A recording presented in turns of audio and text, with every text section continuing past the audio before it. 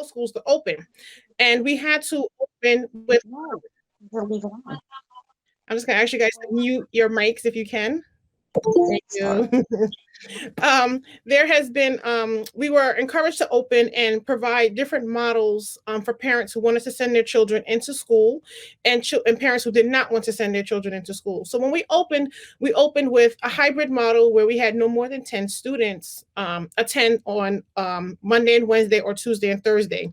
And Friday we made all remote, just so there wouldn't be any clash with congregants possibly coming to the facility for Juma.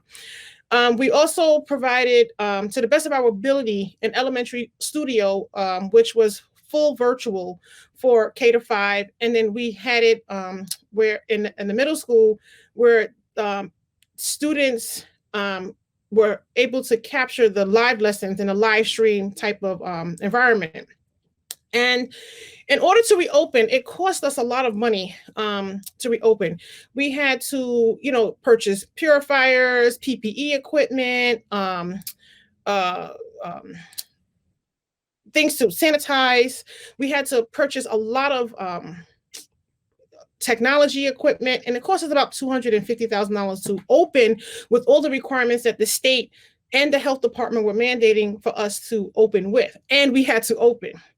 And then around the second or third week of September, when we opened school in our hybrid model, we had about 60 students withdraw at one point at one time throughout within I want to say a 5-day period. And so it put the school at a severe deficit where we were potentially losing about $420,000 to $500,000. As you know, the tuition is about $7,000. So when you lose that many kids in a short amount of time, it kind of put us in a really bad position. Additionally, we were also anticipating around December or January, when it was time to collect tuition again, there would be a group of parents that may not have the ability to pay. So we were looking at a loss of tuition revenue from about $400,000 to about $700,000 on top of the $250,000 that it cost us to reopen. As we started to get toward November, when there started to be an uptick in the COVID-19 cases, we were initially not in an orange or a red zone, but then our zip code then put us in that zone. Once we were in that zone, there was more responsibility on us to now test randomly students, staff, parents, things like anybody who had access to the school. And at that point in time, they were not providing us with any funding to conduct these random tests every single week. We did not have an office or available space because we're under construction where we could have even conducted those tests in privacy, nor did we have any staff members available for that testing. So it got to a point where between the loss of revenue, the money that we had to put out to open, and then the money that we were about to have to put out to constantly test our stakeholders, it was becoming increasingly difficult to maintain being open. Additionally, at the same time, with our studio program, we had some teachers who either had gotten pregnant or they had like a young baby, and they were realizing that maybe initially in September and August, they felt like they could do the job. They were no longer available to do the job, which kind of put us in a bind as well. I asked them to try to stay on as long as they could while we tried to find available teachers who were available, that were certified to continue the work, but it was very difficult to find someone. We also kind of noticed that a lot of people no longer, wanted to work. I guess, whatever the government was providing as unemployment was sufficient enough for some people to kind of stay home. So we were finding it very difficult. So with like I said, the uptick of COVID, the extra money that it was costing the school, the loss of some of the teachers, we had just kind of come to the conclusion that maybe it was just best to just close the school down until we found that it was safe. Because at this point in time, it wasn't safe. There was, people coming to school. I know the majority of our students live in multi-generational homes where even though kids weren't necessarily getting sick and possibly dying from COVID, they were carriers and they were bringing that home to parents and grandparents and things like that. And we just felt that we didn't want to be irresponsible and just keeping the school open just to keep the school open and potentially it being detrimental to the families that we have. So there was a decision that was made. It was a very tough decision that was made to close the school until we deemed that it was safe for not just the staff, but the students and, the parents and the vendors and stuff that come to our school all the time. We also found at this point in time that, because of the financial strain that we were having, that we had to close some other programs, our after school programs, and just some other things. And at the same time, we were thinking about closing. We were like, okay, but we still want to still provide services to our parents. And so we had applied for something through the federal government called Free Lunch for All. So I know some parents are signed up for it, others are not, and that's fine. But I just didn't want that. We knew that there was also an increase in families who did not have meals and didn't have access to meals every single day. So this is something that we wanted to do to make sure that, kids who were struggling and parents and families who were struggling financially, that at least that there was some food that was going home. So alhamdulillah, we applied for this program and we were able to get funding for it. So we are providing meals, 7 meals actually per week per kid to families who sign up for it. So it was something that we could do, to help ease some of the burdens that some of the families were having. So, like I said, with everything that was going on, it was still some good that we were able to come away with and still try to help families with. And like I said, we know it's not the best situation, but it's really what we're dealing with right now until things are deemed safe for, everyone to come together and be at work and school together without, with the fear of, potentially getting sick, teachers travel to work, public transportation, they get sick, they bring it to school. And I didn't want us to get into a situation where, because I live in a school district where every other week the school is closing down.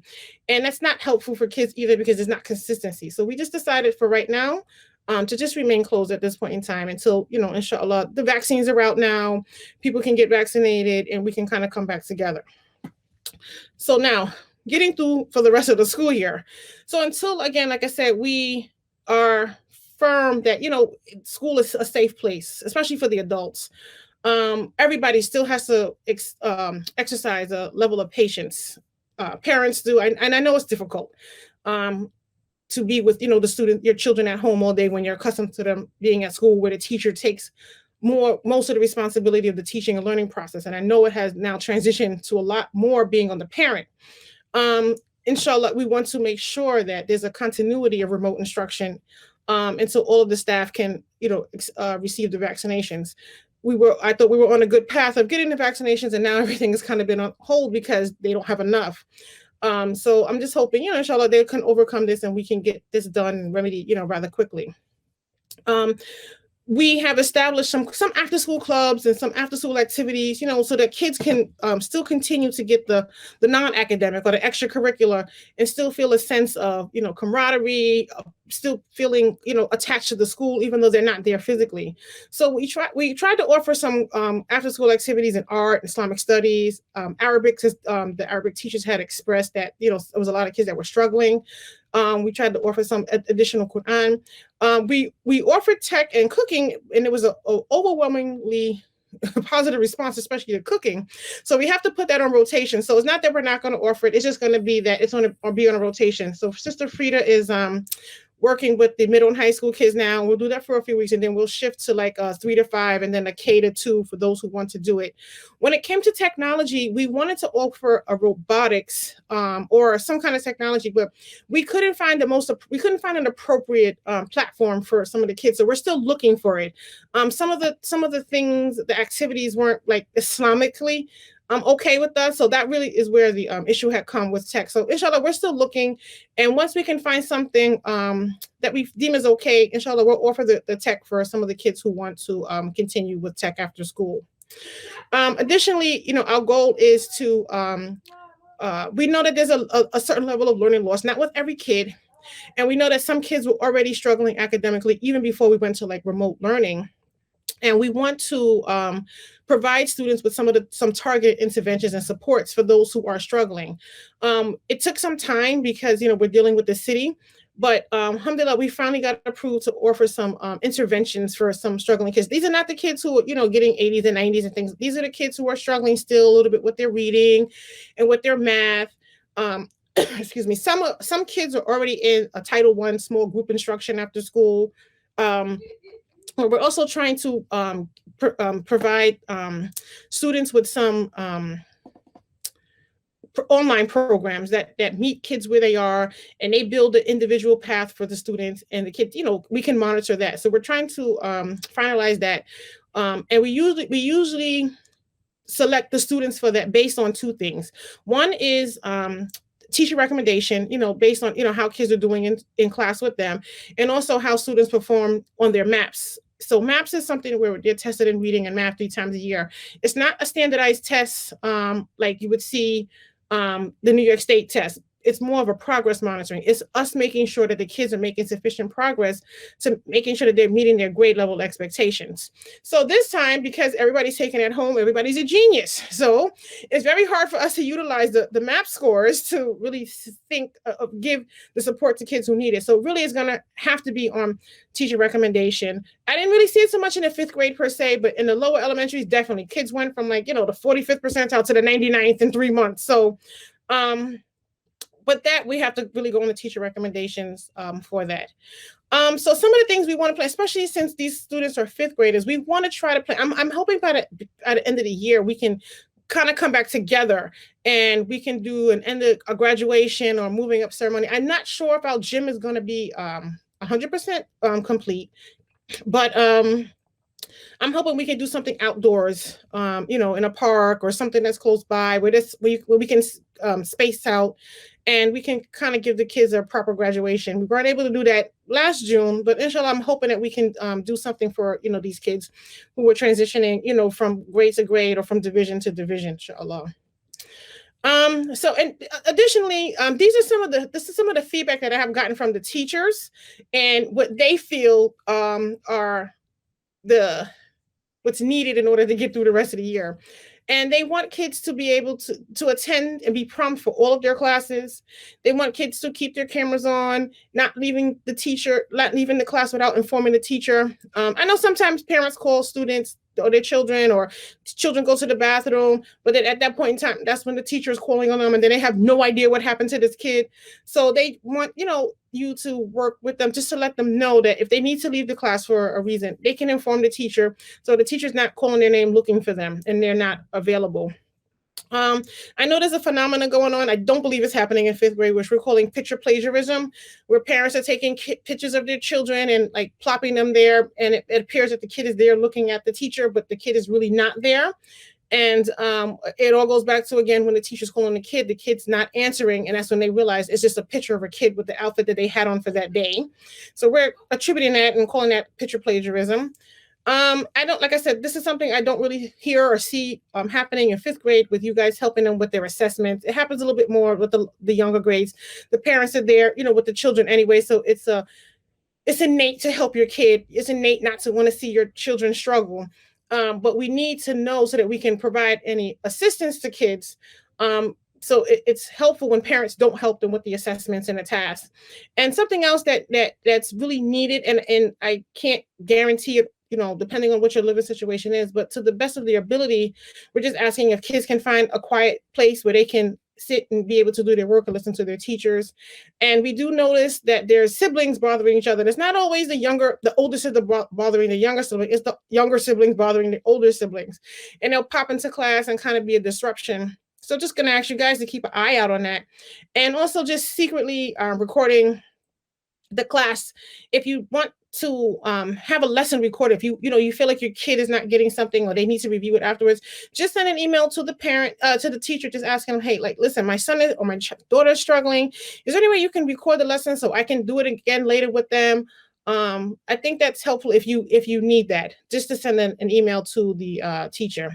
And also, I'm just going to ask all parents, especially the brothers, to just make sure you're properly dressed. I know sometimes you just want to be free in your house and you don't realize that your kids are in online sessions, but some of the female teachers are kind of freaked out by some stuff they're seeing from the men. I don't hear it on the sister side, but I hear it on the brother side.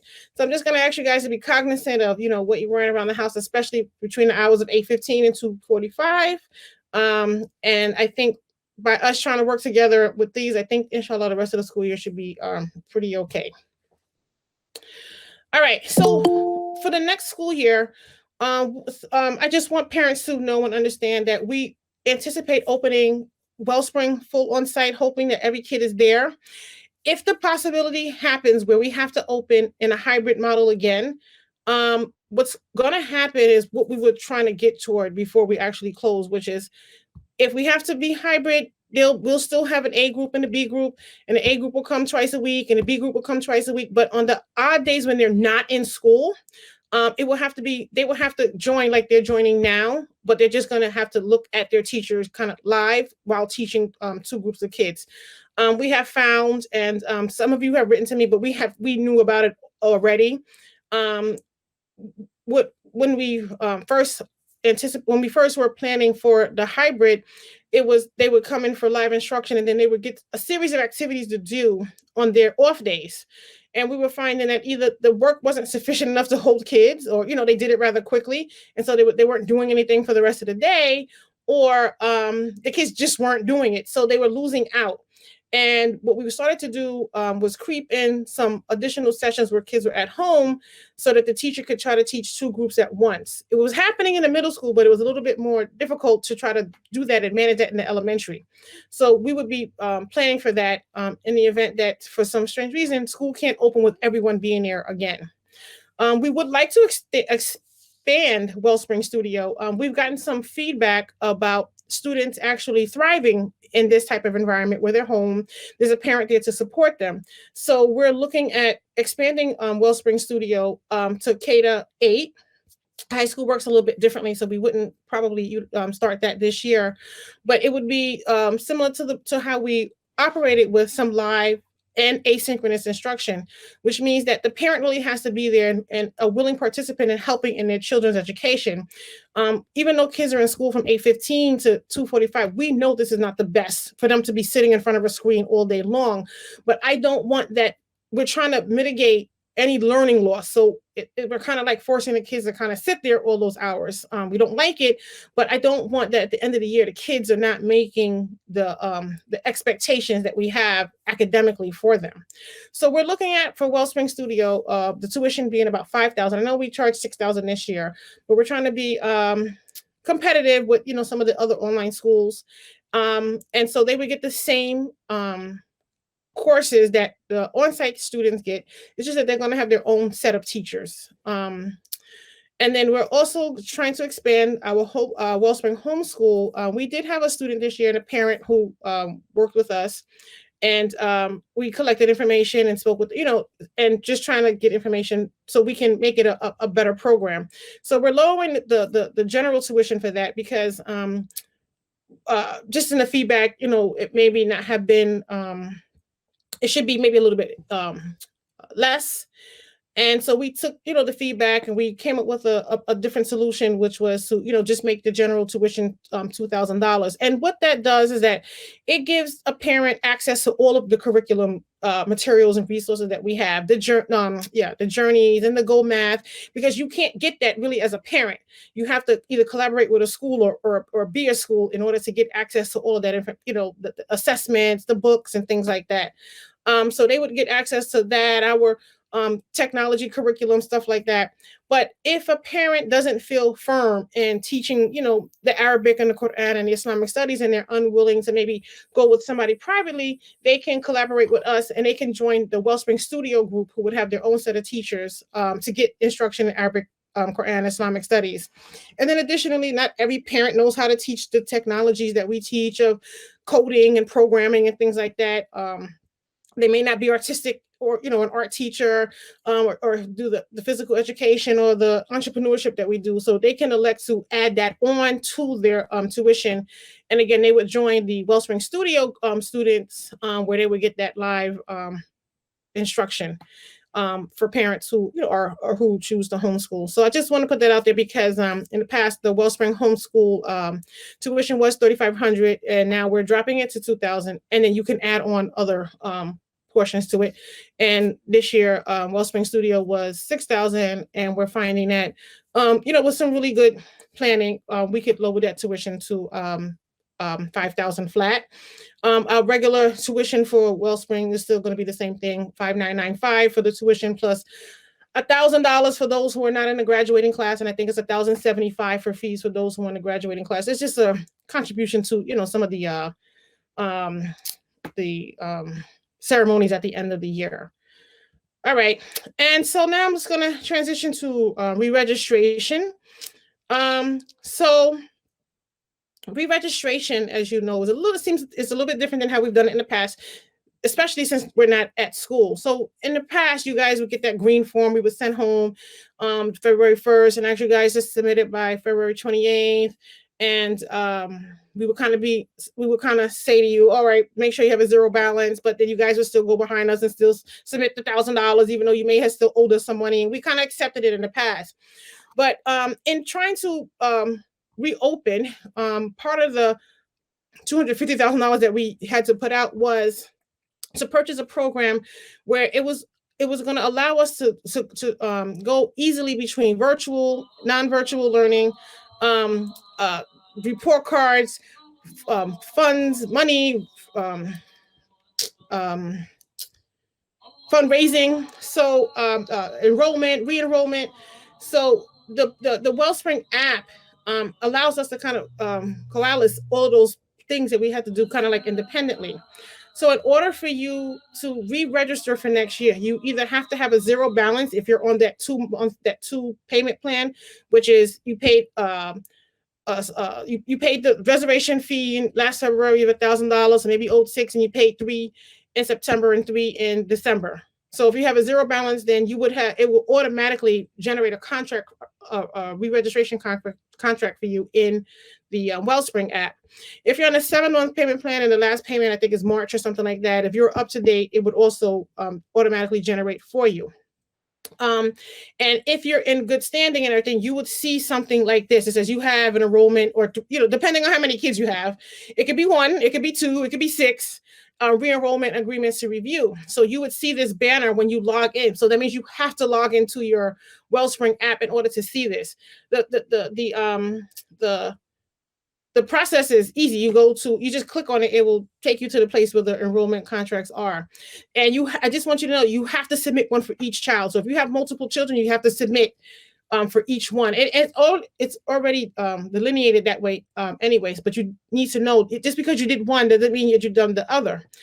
And in doing that, it's going to actually, you have to select the 5995 tuition. It doesn't matter if you're on an adjusted tuition or you're on a scholarship, you still have to select it, because we can make those changes in the system.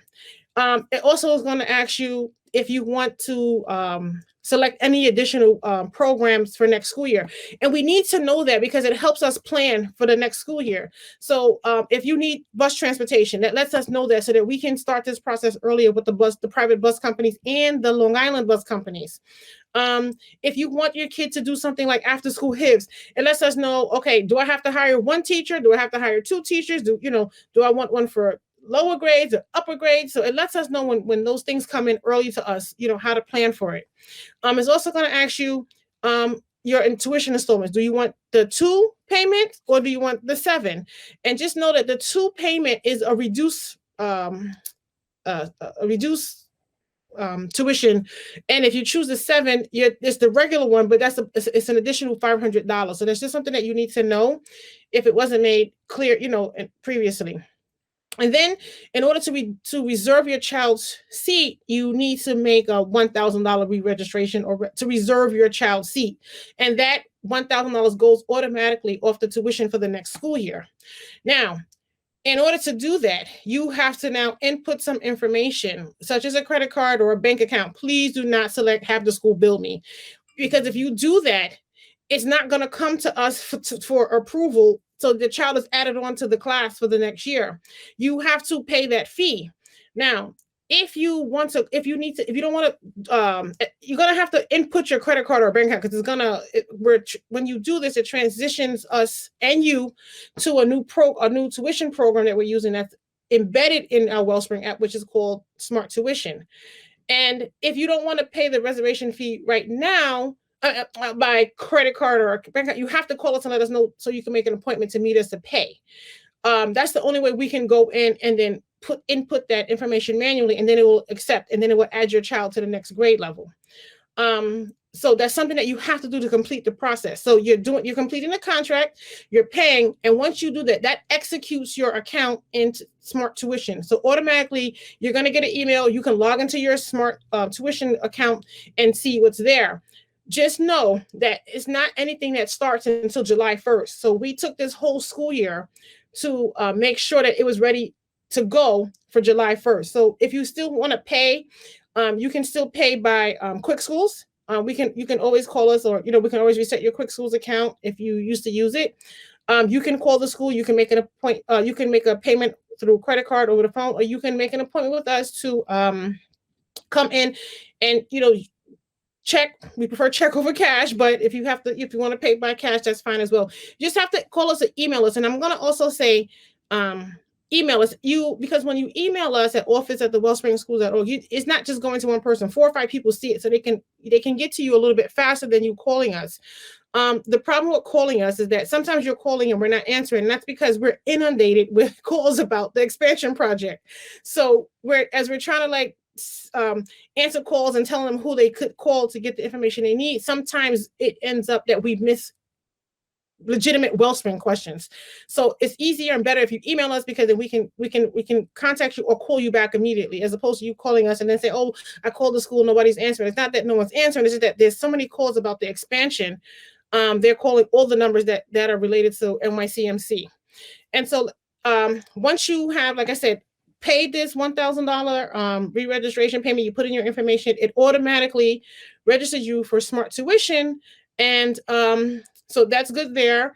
And it automatically adds your child to the roster for the next grade level. So that's the re-registration process for this upcoming school year, and inshallah the subsequent school years. So I'm going to end with just talking about your group specifically, because you guys have 5th graders who are, inshallah, going to graduate and become middle schoolers. And I just want to just tell you, and I know some of you already have students who are in middle school, but you may not be aware or familiar with what our program is for middle school per se.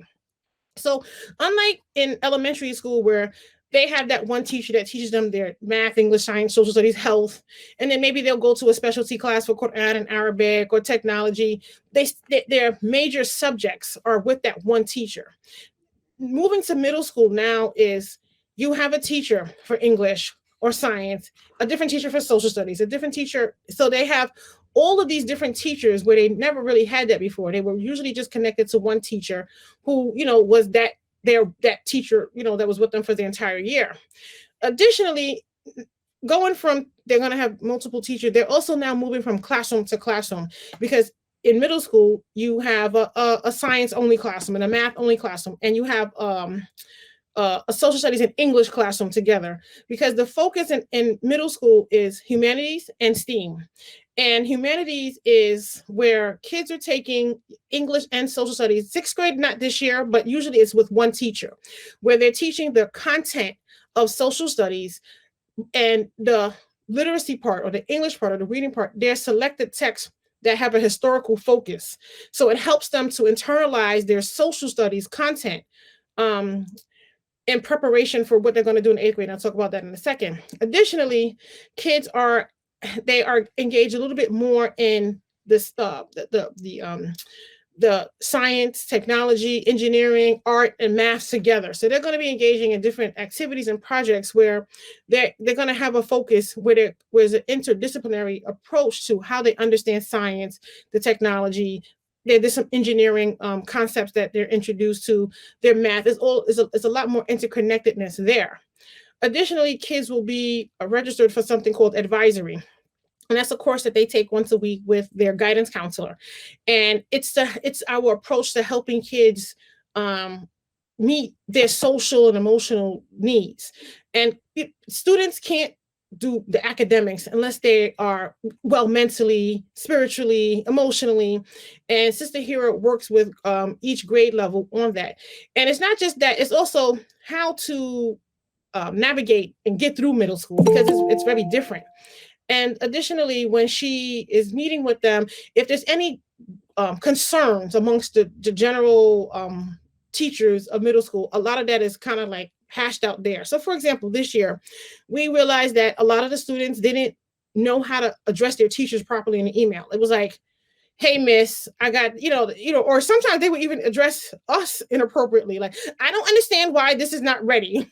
And so kids need to understand, there's a protocol on how you address an adult, how you formulate an email. So some of those things are tackled in advisory. And alhamdulillah, I want to say that all of the teachers are happy now with the sessions that she did with them. And I think the kids are also getting a better response from their teachers because it's coming from a place of respect. Even, in their minds, they don't really understand that. But you try to help them understand from the other person's point of view, how does it come off? And then I think kids understand, I'm like, okay, I'm going to take a different approach, a well-intentioned approach now. And they're realizing that, they're having much more, they're getting more of what they want because of the approach. And in sixth grade, kids will take their general classes and then they take a health. In seventh grade, that health is replaced with art because there's certain things that the state mandates that they have to take as middle schoolers. And it all combines. So when they get to eighth grade, students will take 3 high school courses. They will take U.S. history, they will take algebra 1, and they will take living environment, which is a science course. And the reason they do this is because we want to front load some of the courses in high school in eighth grade.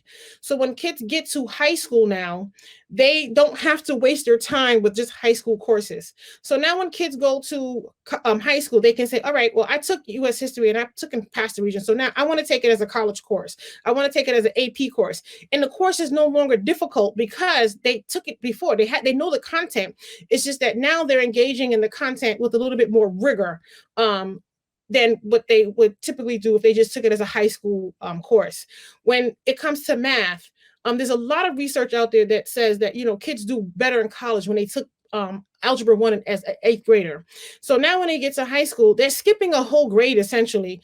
They're going from, they take algebra 2 in ninth grade, they take geometry in 10th grade, and now in 11th and 12th grade, they can take pre-calculus and now they can take calculus. And a lot of this, the classes that they're doing, they can get college credit for. So now a parent doesn't have to put out all that money for first year courses because the kids are taking it as a college course. So they can either take it for college credit or they can do it as an advanced placement course, but they can take a test which will waive those credits for them. Additionally, with living environment, when kids go to ninth grade, now they're starting with chemistry. In 10th grade, they can take physics. And then the kids can decide, hey, do I want to do AP chemistry? Do I want to do AP biology? Do I want to do AP environmental? So it gives the students more of an ability to take much more rigorous courses in high school and become much more competitive when they're applying for college, because they're not just taking high school courses their entire high school career. They're now taking college courses, advanced placement courses that would make them way more competitive than a kid who just did what they were supposed to do in high school, which is just take, regular high school courses. So that's why we have this humanities and STEAM focus, because it prepares them for these courses that they take in eighth grade. And we have been very successful with our kids taking these high school courses in eighth grade, and then going to high school and not having to take them, and then they having the ability to take college courses. So right now, I'll even tell you, our 11th graders have taken. You have some that have taken they're taking pre-calculus as a college course where they'll get the college credit, inshallah, and not have to take that as a college course. They're taking U.S. history. Some are taking it as an actual college course. Some are taking it as an advanced placement course, so they can wipe out a whole year of history from college. We have kids who are taking U.S. government as a college course, and we have some kids taking advanced placement science. So the opportunities are there. So I'm saying what to say, when your kids, inshallah, continue with us through Wellspring, just know that we are trying to prepare students for beyond Wellspring, but we want to make sure that the education that they're receiving is of high quality and great work that you can be proud of, as a parent. So with that, I know I spoke a whole lot, gave you guys some information, as you are thinking about possibly re-enrolling, and, and just, education, in general. And I also know that this particular grade has um, suffered more than any other grade in regards to some of the staff transitions, throughout the school year. And just know that, like I said, you open a school well intentioned and then things happen. Sometimes you have absolutely no control over it. But just know that, every single day we work hard to make sure that we try to limit the any loss, try to, ensure that there's a continuity of learning, and that the kids are, thriving, inshallah, on the path, to great success.